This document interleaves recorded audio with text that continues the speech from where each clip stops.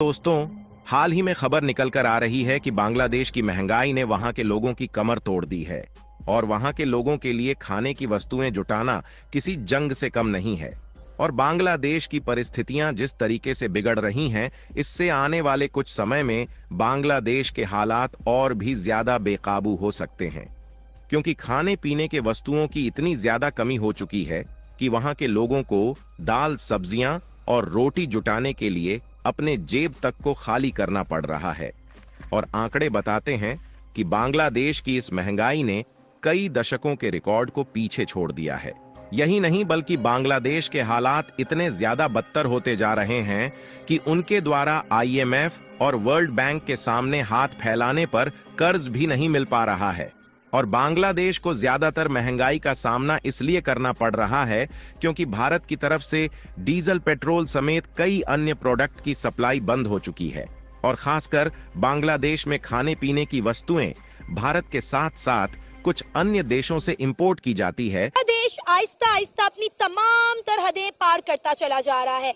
बांग्लादेश अब इंडिया को धमका रहा है कि हम बंगाल पर, उड़ीसा पर और बिहार पर कब्जा कर लेंगे।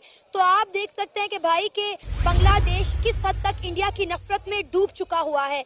लेकिन इंटरेस्टिंग बात यह है कि इंडिया बड़े डिप्लोमेटिकली तरीके से इस सारे मामले को लेकर चल रहा है। इंडिया ने अपने कुछ सरकारी अफसरान को जो है बांग्लादेश भेजा कि वहां जाके वो उनसे बात करें कि भाई आप अपनी हरकतों से बाज आ जाएं। लेकिन अभी तक इंडियन आर्मी ने इस सारे मामले पर कोई एक्शन नहीं लिया। हाँ, ये जरूर इंडिया ने किया है कि जो फूड सप्लाई इनके बांग्लादेश जाती थी उसको वक्ती तौर पर रोक दिया गया है।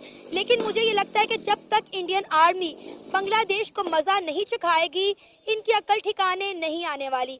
इंडिया बिल्कुल खामोश इस पे नहीं रहेगा। इंडिया को the point has come up कि इंडिया हैज टू रिटेलिएट। जो अभी तो विक्रम मिस्री साहब गए हैं हालात को स्टडी करने के लिए, देखने के लिए कि क्या होगा।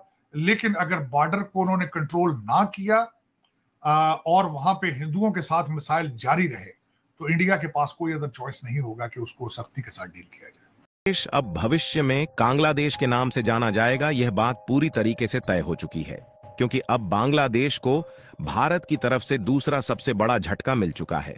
और यह झटका इतना बड़ा है कि बांग्लादेश को कंगाल बनने से अब कोई भी नहीं रोक पाएगा। क्योंकि हाल ही में खबर आ चुकी है कि भारत की कपड़ा इंडस्ट्री में रेमंड्स, जो कि भारत की बहुत बड़ी और दिग्गज मैन्युफैक्चरिंग कंपनी है, वह अपने पूरे बिजनेस को बांग्लादेश से भारत में शिफ्ट करने का प्लान बना चुकी है। यकीन मानिए दोस्तों, इससे बांग्लादेश की नई सरकार को इतना बड़ा झटका लगा है कि उनके पैरों तले जमीन ही खिसक गई है। क्योंकि कपड़ा उद्योग के मामले में यह भारत की बांग्लादेश के लिए काफी भरोसेमंद कंपनी थी और केवल इसी टेक्सटाइल कंपनी की वजह से बांग्लादेश को मिलियंस ऑफ डॉलर की कमाई हो रही थी। ये डोनाल्ड ट्रंप साहब तो बांग्लादेश की सूरत हाल के ऊपर तवज्जो देंगे। पूछा है कि क्या बांग्लादेश जो है वो तकसीम होने जा रहा है। चलें इसका एक जवाब दे दें।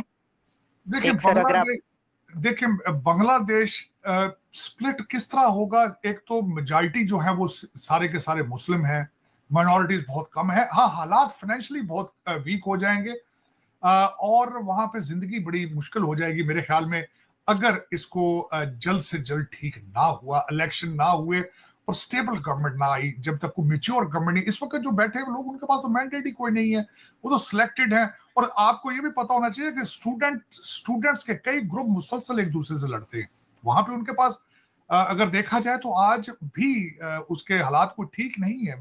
इट्स नॉट अगर देखा जाए कि वहां पे कोई दुनिया उनको एक्सेप्ट कर रही है या ऐसे हालात नहीं है। स्प्लिट तो नहीं होगा, लेकिन गुर्बत के हालात इकोनॉमिकली और मजीद वीक हो जाएगा अगर उन्होंने इसको स्टेबल ना किया तो मेरे ख्याल में।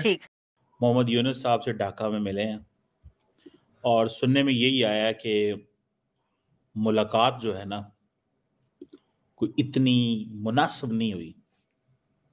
इंडिया ने माइनॉरिटीज के हवाले से बात की, बांग्लादेश ने कहा ये हमारा इंटरनल मसला है।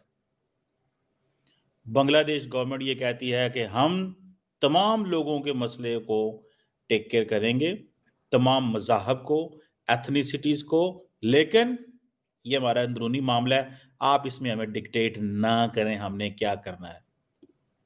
ये एक चीज़ जो है वो सामने आई है, इसको अंडर एस्टिमेट नहीं करना चाहिए। ये जो बात उन्होंने किया।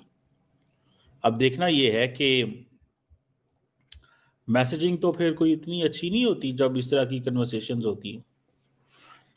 अब देखें, जब मिशरी साहब मिले मोहम्मद यूनुस से और जो फॉरेन अफेयर्स के एडवाइज़र है तौहीद हुसैन से, और बाकी भी उन लोगों ने, उन्होंने बात की इन मीटिंग्स में। इंडिया ने कहा जी कि हम एक democratic, stable, peaceful, progressive, inclusive Bangladesh को सपोर्ट करते हैं।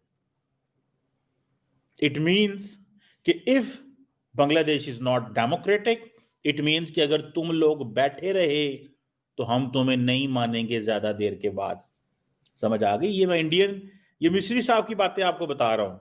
उन्होंने कहा है democratic, stable, peaceful, progressive and inclusive. Inclusive से मुराद यह है कि हसीना वाजिद की पार्टी को बीच में लें।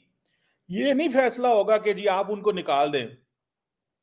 सो बेसिकली तो इंडिया बताने गया था कि आपको क्या करना चाहिए। इंडिया बताने गया था कि आपको क्या करना चाहिए, ये वो गए थे।